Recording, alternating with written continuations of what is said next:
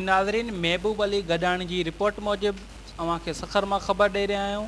सखर मीराणी महलो पीर मुराद अली शाह कुरैशी ॻोठ UC 15 में गडाणी फाटक वारो मेन रस्तो जितां रोज़ानो हज़ारें माण्हुनि जो गुज़र थींदो आहे। हीउ मुसलसिल रस्तो 5 सालनि खां गंदे पाणी जे भर चढ़ियल आहे।